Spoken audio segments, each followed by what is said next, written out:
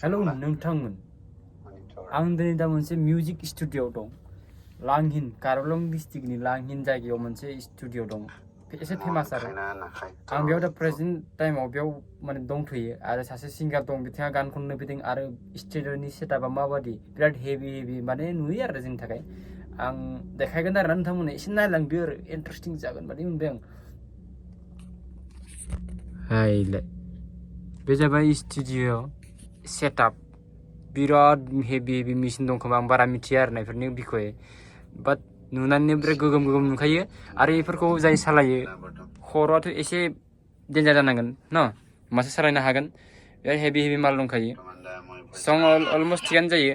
आरो सिंगार बिथांनो आं एसे कुइसन सोंनो नागिरदों एसे बर'नि बुङो आरोना जायाबाबो जायाबो अके आंनि इउटुब चेनेलाव होगोन जिहेतु थ' मा गान खननो फैदों आङो हाजंनि ना आच्छा अके दा खननाय जाबाय जायाखै अके ओंखाम जानो थांदों आरो दा बे नोंथाङा खननाया बेसेबां बोसोर जाखो मिउजिक माने 2016 निफ्राय 16 निफ्राय मेथाइ खनदों आरो आच्छा थ' 16 दा 15 2025 जाबाय थ' नोंथांमोना मिथिनो हागौ एसे बोसोरानो जाबाय थ' नै इयो सेटआप दा मालिकआ गैथ'वा इयाव थायोमोन आरो जाय बानायग्रा दा गैथ'वा ओंखाम जाहैदोंनो दा नै जि मजा हेभि सेटआप दं बेफोराव जाय सिनायदों बिथांमोनाथ' मिथिना जानो हागौ ओरै सिसि केमेरा दं बिथांनि सिकिउरिटि आरो दा आं खननाय जायगाखौ देखायहैनोसै आरोना एसे बोरै जायो नै ओरै हाबलांनांगौ पुरा नयस जेबो जाखाया बेयाव पुरा बन्द' हैलाय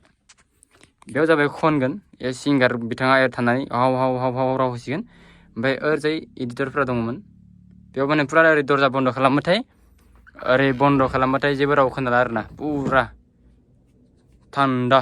अनलि इयाव सिंगिं खालामबाथाय बेयाव खोनाहैबाय आरो बे जाबाय सिंगारफ्रा लायो प्रग्रामफ्राव नोंथांमोनाथ' नुयो गान लाखिगोन आरो जाय खस्थ' गैया बेबायदि आरो सेटआपानि सुपार